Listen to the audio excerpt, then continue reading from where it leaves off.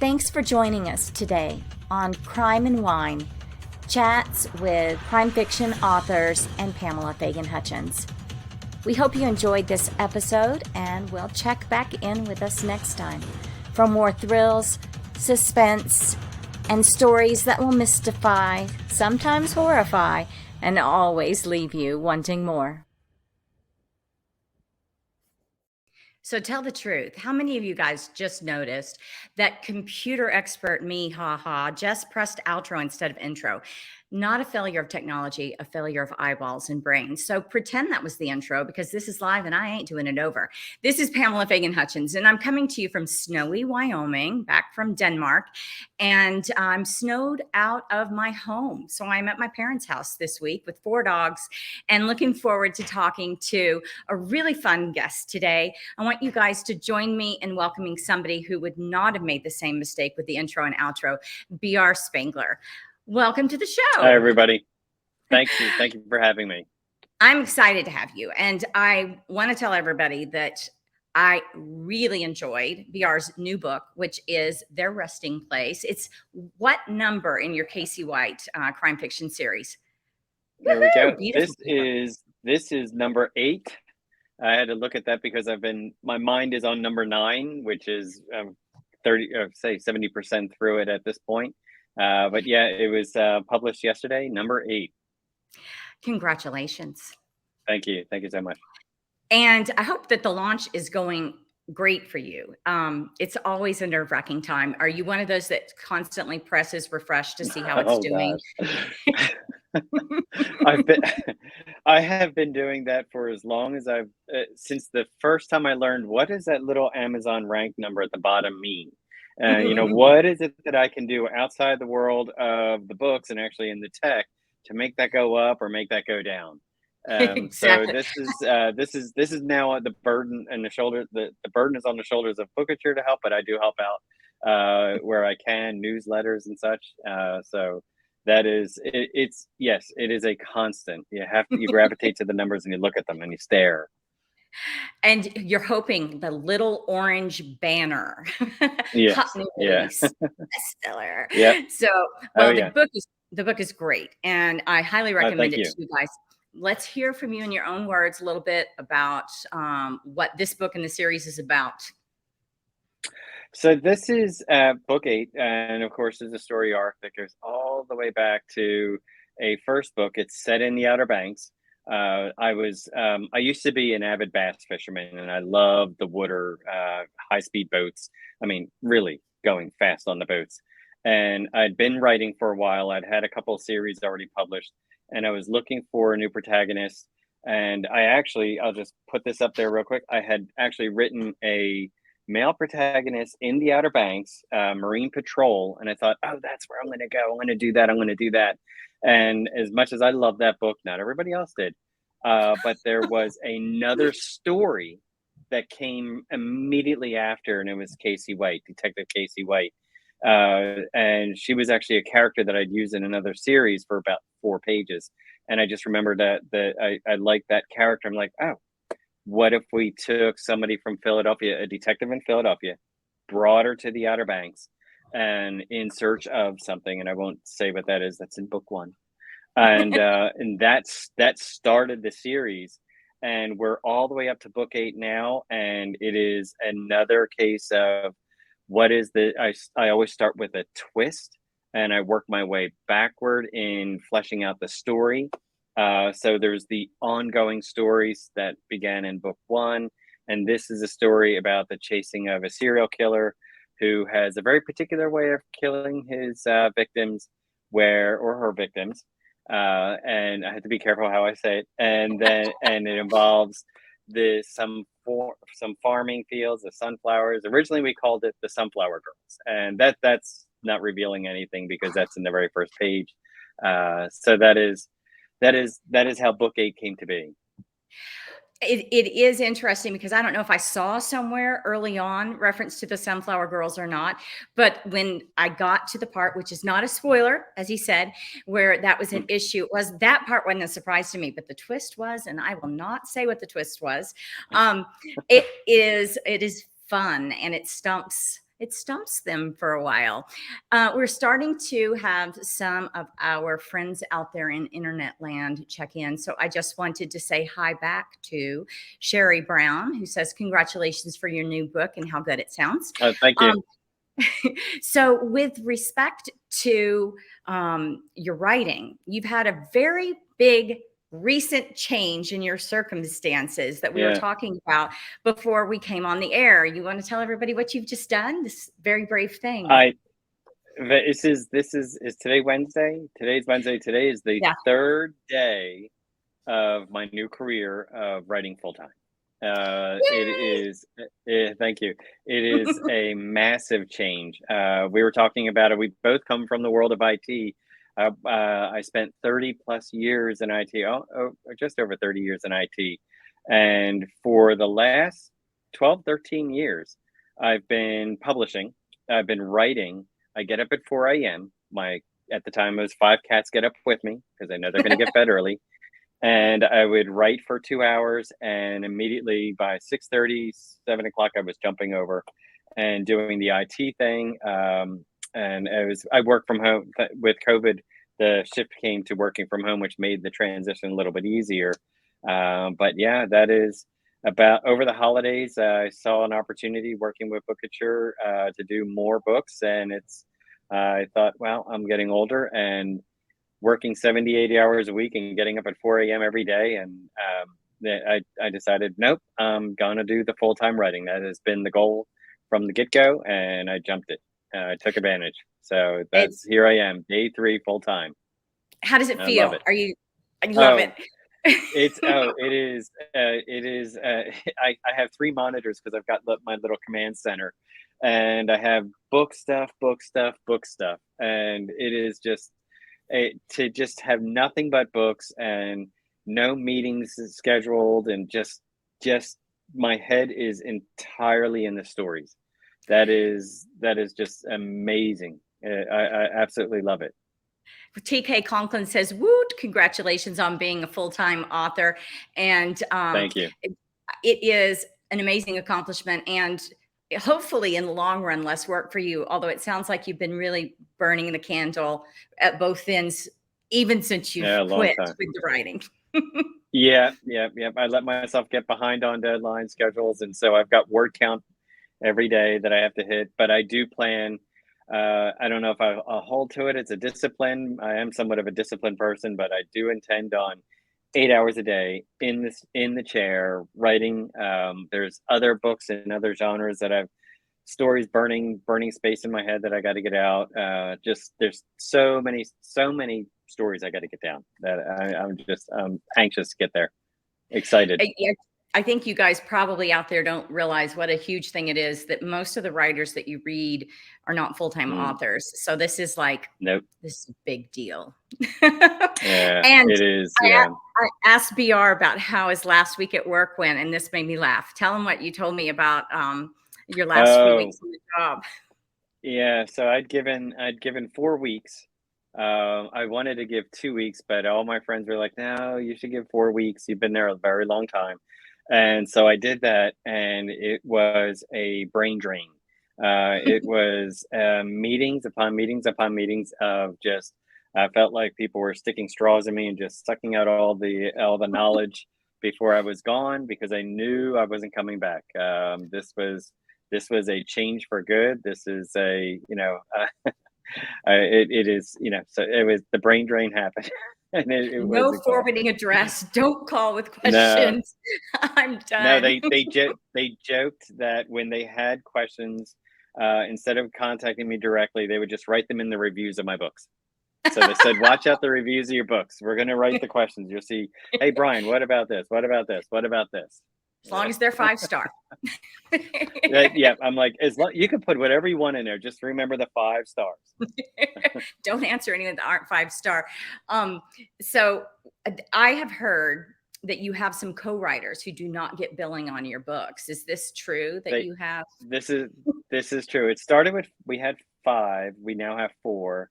My wife's a vet tech, and she does the cat rescue. So she'll bring home cats, and sometimes they'll feral, or sometimes they're on their last legs, and we do the weekend thing with them, and we're terrible fosters because we keep them.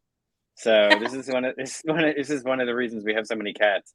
But in the cooler days, the cooler months, I have a little space heater, and when that comes out, they're always next to me. I have one cat. Her name is Fennec, and she was this little tiny thing when my wife brought her home. She's now the biggest cat in the house. She likes to sleep on my lap while I'm writing, and she's been doing that for 5 years. And I must have a million pictures of her. And so now on Instagram and Facebook, I do give them credit as the co-writers, and at least once or twice a day, I will post a picture of them in our little world of writing, and even when they're just ignoring me and sitting with the space heater, so I make sure to include them. Well, I know that I have a lot of cat lovers out there. Sherry Brown says, so precious. You guys have to follow him on Instagram and Facebook, because these cats do suffer from an overabundance of cuteness. I will admit, even as a dog person. Sherry also had a question, and that is, how have you celebrated your new journey from IT world into full-time authorship? Not yet. I got busy with book 9, so I've been working that one, but it is the day I put it in, the day I send the draft in to my editor, I plan on getting the family and going out to dinner. That'll be the celebration. Yeah. Do you I'm celebrate? looking forward to that. Do you always celebrate the ends of books? Do you still make it an occasion, even after, how many is it? How many books do you have out now? Oh gosh. Math I know test. yeah, I had to count. Yeah, I think it's 18 that I've published. Some is self-published. Some was Kindle Press at the time. They're still out there with that. It's part of an Amazon. The rest are with Bookature. But I do a little celebration. Yeah, it's dinners. Dinners is the big one. We like to get out to go out. We like to go out and eat, a little bit of a foodie. Very nice. Very nice. And I am going to switch gears on you and take Okay. you into the speed round questions. This is very Oh, sure. popular with the readers and listeners. It's similar questions for all the authors, so you guys can compare their personalities on a variety of questions. So, in no particular order, plotter or pantser? Are you a If plotter? I'm Yeah. if it's a crime thriller, plotter. If I'm Yeah. doing one of my paranormal supernaturals, it has got to be pantser. I don't know where I'm going with the story. I just write it. That. Yes. Okay. So Yeah. I'm the same. If it's crime fiction, plot or die. If it's Yes. something else, then let it be free. But no, It crime is. fiction. There's a certain there is a freedom when you're just pantser. Seat of your pants. You're just writing. You put the characters into a situation, see how they get out of it. I love that. But Fun. for crime thrillers, gotta No. plot that. You gotta You know. gotta You gotta plot put it. the twists in. Oh yeah, it's a game. You have to do it Totally. right. Bella Crook says hi, Brian. Uh, And then we also have TK Conklin saying that she's a total pantser. Our hat is yeah, off to you, TK. Yeah, that is much more fun than being a it plotter. is fun. Sometimes I resent the Yeah, plotting. I get mad at it, but yeah. whatever. All right. So this, we already know, dog or cat. Okay, it's happy Yes, hour. cat. What are you ordering at happy hour? Or alternatively, what is Casey ordering at happy hour? Casey's his protagonist. If it's Casey, she's a coffee drinker and she likes the hard liquor at night. If it's me, I am again a foodie. I'm doing carbs and a very very sweet dessert. That is my favorite thing. Yeah, oh yeah, it is. Awesome. I Awesome. like the food. Yeah. We have we're going to interrupt this speed round to ask, when will book 9 be out? That's from Bella Crook. Okay. That is a good question. I don't know off the top of my head. Yeah, it is. It should be out. I would probably say sometime in the summer. I would say sometime this summer. That's good. You won't have to wait too long, Bella. It's going to No, be here. no. So if you had to pick an element or a phase of the writing, What's your favorite? Like first draft or the rewrite after Oh, structural edit or research or what? the first draft, because I do a lot of the research and plotting in the first draft. I Yeah. actually do. I do for the crime thrillers. I do a very very thorough plot outline. It's almost to anywhere from 5,000 to 10,000 words, Hmm. where they're chapter summaries and they're complete with a full cast of characters and twists. And then I work with my editor at that stage so that I can almost do pseudo panster in fleshing out each of the chapters. Yeah. That's the most fun. That's what I find the most fun. By the time I get to dev edits, and then the proof, well, dev edits, line edits, copy edits, proof edits. I've already started working on the next book. So those Yeah. are chore. They're more chores. Good news about full time, I can do them in the afternoon instead of working late nights and weekends. So There you go. There you go. You won't yep. resent them as much, right? When they come in and you're like, No, no. no, no, exactly. No, this will be work worth doing. Silliest thing you All work keep is worth in your doing. writing space. Oh, the cats for sure. They They're are so super much silly. fun. They are very very they are a lot of fun. Actually, right behind my one monitor is a cat bed because she loves to. This is our dilute calico. She likes to sit on my lap, and then when she gets bored with me, she crawls under the monitor and then sleeps in the bed for hours. And she's a snorer. She likes to snore. Do your cats ever create havoc, like unplug your monitor or Oh, all that kind of destructive they'll cat walk thing? across. They'll walk across the keyboard. They'll walk across the keyboard. I work out of Word and Scrivener, and I've seen screens just disappear, and it's like, oh no. So I've had to build in redundant backup systems so that just in case they get catastrophic, no pun intended. So Exactly, exactly. Bella Crook wants to know if you plan to add new characters to Casey's team in future I books. do. Yep, absolutely I do. Oh yeah, all the time. And very, very cool. Okay, so we have time for another question or two.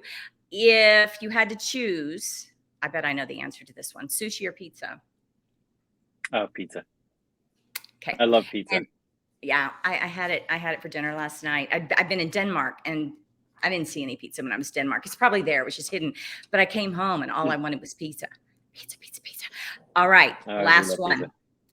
First five things you spend your money on if you win the lottery. Oh gosh, more books. uh, Gift cards for everybody for all their favorite restaurants. Uh, I would love to get another boat. I'd sold my boat and I miss going out on the river. And I'd probably have to buy a house in the Outer Banks. We go I there. Yeah, it's the books are yeah. set in the Outer Banks. We go there. We stay in Kerala. We go up through Korova. I absolutely just there's a different mindset down there. Would the You leave the rest of the world behind when you go there. would the boat be in the Outer Banks, or would it be where you are on the river? If With I river. if I won the lottery, it'd be both. I'd have a boat on the river for we live next to the Upper Potomac and Lower Potomac, and then which dumps out to the Chesapeake, goes all the way down to Outer Banks.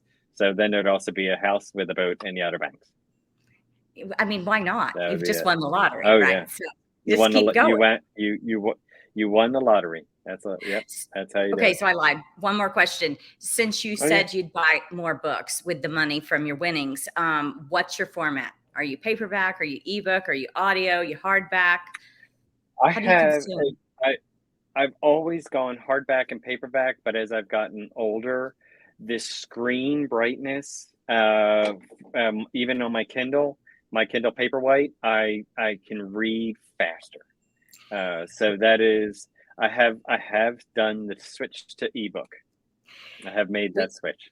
we discovered we're roughly the same age when we were chatting about our similar backgrounds. And I am with you on that backlighting and the text Yeah, enlargement. I can take my glasses off at night, crank up that backlight, crank up the size of the text, and read yeah, myself to sleep.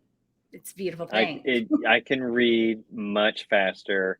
I do read, I do, when I'm picking up a book, I'll go through it and proof it and but I don't read as fast or, uh, I don't absorb it as well as I do when it's the backlight, the bigger font. Yeah. I can just drink it in Yeah. much faster. I'm with you. I'm with you. Yeah. Well, I've got to tell you, thank you. This has been very fun. I hope the book does Thank great for you. you. Series Oh, thank continues you. to rock. And you guys all go out and check out Their Resting Place. It's the eighth Casey White crime fiction thriller from B.R. Spangler.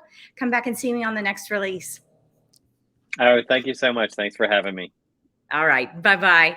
And you guys, I want you to know that if you want to watch past shows, you want to prep by reading the books for upcoming shows, you can go to PamelaFaganHutchins.com, where you can also see my newest releases as well as my old books. The new ones are Bighorn and Sitting Duck, and they're available ebook, audio, hardback, paperback, large print, Kindle Unlimited, you name it. Crime and Wine is a solely owned and copyrighted production of Authors on the Air Global Radio Network.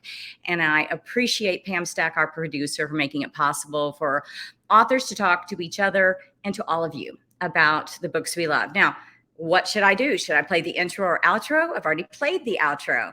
I think I'm going to have to go with the outro again. See you guys next time.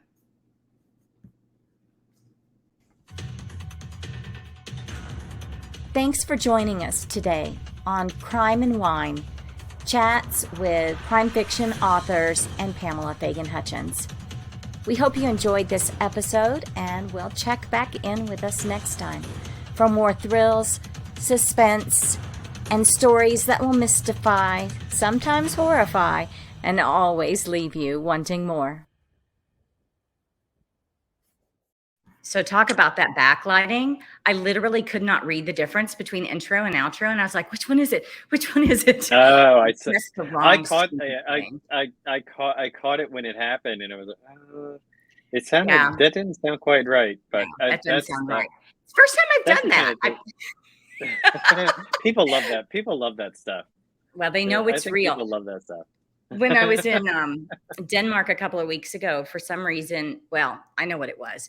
I had to get up at 1 a.m. to do a show because I hadn't planned on being in Denmark, and it was in the middle of the day here. And so it was going to be middle of the night there.